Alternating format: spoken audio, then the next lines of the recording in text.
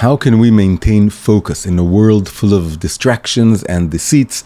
This is the question we want to try and answer today. Shalom everyone, my name is Rabbi Nir Menussi, and I want us to go a little bit deeper into the period of time that we are in now, which is called Sfirat HaOmer, the counting of the Omer. This is a spiritual journey that takes us through the 7 weeks leading up from Pesach, Passover, to Shavuot, Festival of Weeks. We are now nearing the end of the 6th week, the one before last.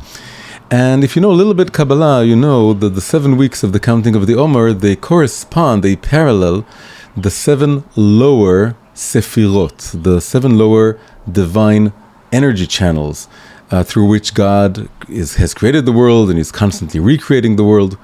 The whole idea of the Sefirot is that God is so distant and ineffable and very sort of simple. We can't, it's just this abstract oneness. And this world is so complicated and multifaceted, but in between the divine world and the mundane world, we have this model of spiritual channels, which is called the Sefirot. And they divide into it's called the upper 3 channels that are more intellectual and they're more transcendent beyond the world, and the 7 lower Sefirot, which are the 7 emotive Sefirot. They correspond to the human body as opposed to the head, and they correspond to this world, nature. That's why nature is built on 7 days a week, and the world was created in 7 days, and so on. So, as I said, we are now in the end of week number 6. So this is the one before last Sefirah, and this Sefirah is called the Yesod. Yesod means foundations, and that's the topic for today. We want to understand this particular Sefirah, which is called Yesod. Why is it the foundation of all the Sefirot? How is it the foundation? Why is the foundation the 6th Sefirah and not the final 7th Sefirah? Because foundation sounds fundamental, so it sounds like it should be at the very bottom. So we want to understand what it means. And this is particularly relevant for now because this Shabbat right now is going to be, it's called Yesod Sheba Yesod, foundation within foundation, because the 7 weeks, each week also, the days of the week also correspond to the 7 Sefirot. So every week, they inter-include, one is contained within the other. So in the first week, it's all the Sefirot within the first one, and then it's all the Sefirot within the second one. So now, we are in the week of Yesod, but the day of Shabbat will be Yesod Sheba Yesod. It's like the most foundational or fundamental day. So we want to understand what all this means. So basically the idea is the following. The idea is that the final Sefirah, Malchut, which is going to be next week, that's all about the ground. It's about being grounded, and it's about coming to our fullest expression, and it's about being in the world fully developed, and also raising our eyes backwards towards the heaven, trying to figure out what our next move is. And the Sefirah before that, Yesod, is all about leading up to that. It's about sticking the landing, we can say. We're about to emerge into the world. It's almost the end of the journey. Each journey, whatever journey it is that we are right now in, this stage, the penultimate stage, it's like the doorway going out into the world or going up into the stage. It's a moment, it's a frightening moment, it's a scary moment. It's also a moment that really requires us to focus, and that's what we really want to discuss now. Now, the image of foundation is basically when you build a building and you want the building to stand on the ground, you can't just start building from the ground up. You have to dig, and you have to put in a foundation into the ground, and the foundation both goes way deep into the ground so that it can later on hold the building, and it also has to protrude upwards and go into the building itself. And it basically, it's hidden, you don't see it. It's very modest. And foundation, the Sefirah, it's a very modest Sefirah. If you know the names of the lower 7 Sefirot, they come from the book of Chronicles, where King David, he has this prayer and he goes over the Sefirot, but foundation, Yesod, is not mentioned there. It's a modest Sefirah, just like the foundation itself hides. And it hides, it's both inside the building and inside the ground. And so really it connects, in our context, it connects the heavens and the earth. We are spiritual beings. We want to be grounded and our feet on the ground, and we want to make sure that we realize whatever potential we have and mission that we have in this world.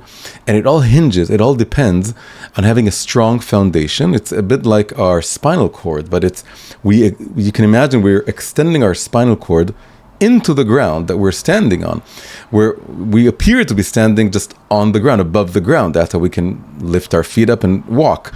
But in a very profound spiritual way, if we want to really build something in the world, like a building, we need our inner foundation, or like our spinal cord, our psychological spinal cord, to extend downwards into the ground, so that we rooted in the ground, we're really connected, we care about the ground, we care about what we do, we understand this world, and we're able to hold our ground in this world. And also the same spinal cord extends upwards. It goes upwards into whatever it is we want to be receiving and realizing. We are just messengers in this world. We were sent here by God, and our souls were sent here. So the foundation has to go both upwards and downwards.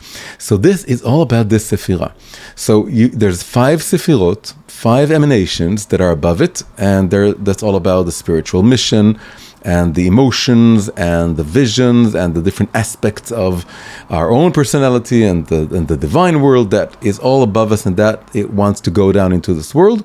And then the Yesod is like a funnel. It takes all this energy, concentrates it, channels it downwards until it goes into the ground, and that holds the entire building up and enriches the world. So the first image is of a foundation. And the second one, which I already went into, is that it's not just a foundation, it's also a channel, it's a conduit. It's like a kind of pipe, a kind of whistle, something that pulls the energy downwards. It's hollow, it's modest, it hides, but it also hides something within it.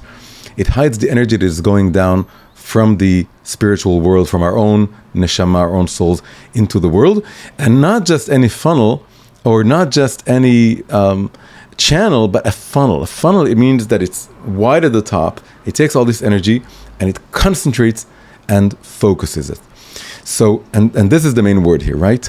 We want to focus. As we're nearing the end of every journey, as we're coming close to realizing whatever it is we've been planning, and this happens again and again in small journeys, in big journeys, we want to be able to focus and concentrate. And that is the challenge. The challenge, and especially in our generation, in a particular way, is to be able to not be distracted, not have any energy leaks that we're getting lost in the environment, in the surroundings. We have to be laser focused on taking all this energy and bringing it into reality. Now, this pertains to our generation more than other generations. Why is that? Because the 7 Sefirot that we're talking about, that we're going over through the counting of the Omer, they also correspond to 7 millennia in history, according to the classic Chazal map of the history of the world. They're saying that the history of the world is going to be made up of 6 regular millennia, which correspond to the 6 days of creation. And then there's also going to be a 7th Shabbat-like millennium. And where are we now? So the current Hebrew year, according to this whole system, is 5,785, Tafshin Pei. That's the year right now, which basically means we are in the final quarter of a millennium of day number 6. If we go along with the correspondence of the 6 millennia and the 6 days of creation, this is Friday afternoon. Friday afternoon is the hectiest Jewish time as we're getting ready for Shabbat, where everything is crazy. We're cooking, we're organizing, we want to make sure everything is ready when Shabbat clocks in, because then you can't do the regular things anymore. So historically, we are now at the same time. This is where everything is becoming more rushed, and technology is advancing, and everything is becoming more rapid, and everything is becoming more crazy. It's all about this hectic preparations for the millennium of Shabbat, the 7th millennium, which will start in 215 years. We won't be, or maybe we will, I don't know. But we don't know exactly what's going to happen there. We don't know if it's going to be an age of Mashiach, or Mashiach we believe can come right now, this moment, this evening. So it's unclear what it means. But as a way of understanding the period of time that we are now in the sort of cosmic history. The idea is that this is now the final hours of Friday, so it's the time of being focused on what it is we have to get done and not being distracted, right? That's the whole idea. Now, the Lubavitcher Rebbe gave us a beautiful metaphor which connects to a much more classic saying in the Talmud about what happens as we near the end of this cosmic journey towards this Shabbat-like millennium. He said, as we're nearing the age of redemption, it's like a train that's arriving at the terminal. And the closer it gets to the terminal, the tracks start diverging and widening because you have to make room for a lot of different trains to come into the terminal, right? So, and you have to know which one to go to. The train driver has to know exactly which one he has to go to. And the distractions are becoming more and more varied, more and more wide, because there's more and more tracks diverging, and you have to be very focused on where you're going. So I said it's the same thing with arriving at the time of redemption. The world seems to be offering so many distractions, so many different ways that you can go, and you have to have this foundation, the inner foundation that connects you to your own mission, the root of your mission, the source of your mission on top of you, and the actual destination that you need to go to. And this connects to a very beautiful saying in the Talmud. In the Talmud it says that in the time preceding the coming of Mashiach, it says truth will be absent. Ha'emet tihiyeh ne'ederet. The Hebrew word ne'ederet means absent, but the root of this Hebrew word is eder, which means heard. So what's the connection? So Chazal, they have a playful way of reading and rereading verses and even sayings from the previous generations of Rebbes. And that's what they do here. They say, okay, we can say the truth will be absent, there will be no truth, nobody will know what the truth is. We can also say that the truth will diverge into many different herds. The truth will be adarim, herds upon herds of different truths. So this is just like the train tracks diverging. Everyone will assume they have their own truth. It will be like a postmodern world. Everyone has their own narrative. Everyone has their own truth, their own perception. And the world will be crowded with the presumptions to present the truth and with apparent truth.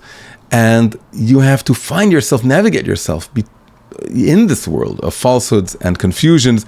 Everyone's saying this is the absolute truth. Every tribe, every herd, every group is saying we are holding on to the entire truth, and it's up to you to listen to whatever as much as you can listen to, and try and figure out the element of truth in the different systems. But also, finally, and that's the most important thing, is focus on the one path that you think contains the most elements of these truth and will bring you into your destination. This is the time that we are now in.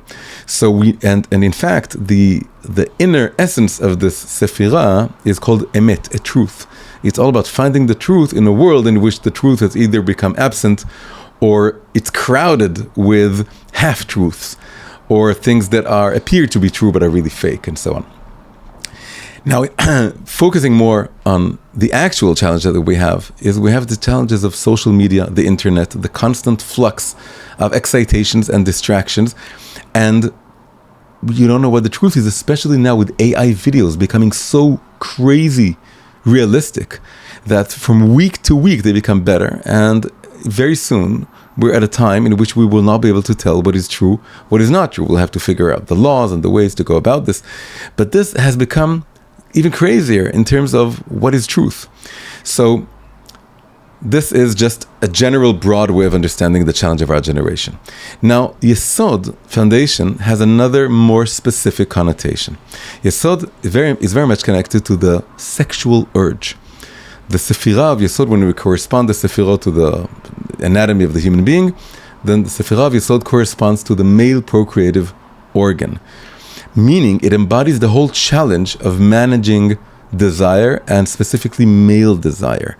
Now, this connects to everything we said. In a world in which you're full of distractions, you open your phone and there's all these beautiful women and all this nudity and all this temptations, and it's all rigged in order to confuse you. You need to be very much in control of your own sexual energy. And now the thing is this, sexual energy brings life. This is like the foundation, connecting to the root of souls and bringing down real life into the world. That's what sexual energy does. That's what it is before everything else. It's the ability, the potential to bring life into the world. And it goes along with this, it also has the potential to bring death into the world. And this goes both ways.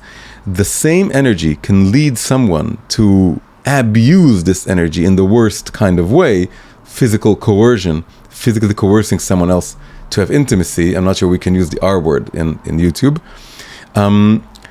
And that is likened to murder. In the Torah itself, this is likened to murder, that if a woman undergoes such a thing, it's as if it's almost like a kind of murder. You can recover from it, but it's very hard, and it's in a way something about your soul has been wounded. And so this is one direction. The other direction is the person, even if someone will never harm anyone, but they can harm themselves. They can descend into things like porn addiction. And this is a way of slowly killing their own personhood, their own volition, their own agency. So the key is this again, it's all about focus. You have to focus on finding a real life partner, a really real one. It's very easy to be pulled away by fantasies, and it's very easy to be attracted to women that you don't know, that you don't care about. They're not there to challenge you or answer you. Now you see it in all these AI girlfriends that are there. There are all these AI girlfriends. They're beautiful. They're not real, totally imaginary, but they look real. And it's all about, I'm going to tell you what you want to hear. I'm going to tell you what you want me to say. I'm here for you. So you become totally childish. You're not giving anything. You're not being expected anything. You're just a little kid with this motherly figure who wants to breastfeed you, basically, and that's what you want. And being a real man and being a real giver and being a real partner is the exact opposite of that. You have to find a real woman, and she's not going to be this AI perfection. She's going to be a real person, and she's going to have moods, and she's going to be needy, and she's going to challenge you to be the best man you can possibly be. And she's your doorway to becoming to growing from being a child to being an adult. And it goes for relationships in general. We're focusing here on the male aspect or the male side of things, but both men and women have this sephira of Yesod, the foundation. They both need to rectify the sephira, and it all has to do with realizing I want to build one life with one partner, a real life partner. And these challenges are what really ultimately will make me very happy and fulfilled and whole, and will bring out the best in me, right? So this focus is, again, the challenge of Yesod. In our generation, it's become the hardest than ever. It's the age of sexual liberalism. It's the age of all these, again, these digital temptations. But if you're focused on realizing that getting married, building a married life, staying true to your one spouse, going all the way, deepening the connection, deepening the relationship, that's what's going to really make you grow. You're on the right track, right? You're realizing that all the other tracks are wrong, and you're going in the right direction. Now, final element here. Another element that Yesod is connected to is the mitzvah of circumcision. The mitzvah of circumcision is, of course, what you do to every 8-day-old child, a male child, right? A male Jewish child is born, and on the 8th day, you circumcise them. There's a little bit of skin on their organ, needs to be removed. It's called the foreskin. But the idea is that this is far more profound than just this mitzvah that you do to your kid, and you wince a little bit, and you go get over it, and everyone forgets about it. It's far more profound. It stands for an ongoing process that all men, and to a certain extent women too, have to go throughout their lives, which is all about refining their sexual urges and refining the way in which they are coming into the world as focused givers, as focused messengers who are here on a mission, and they want to do something meaningful with their lives, and they want to find their own mission and concentrate on it. And this takes a constant peeling away or removing of this coarse skin, this barrier, this something that we're wrapped up in that hides or covers our ability to really be present as givers. So this little physical thing that is removed from every Jewish male on the 8th day, that's just on the external physical level. On a deeper level, we're told, the Torah says, that we have the same orla, that's how it's called, the skin, on our hearts also. And we constantly have to remove it from our hearts. We also have it on our ears because we don't listen.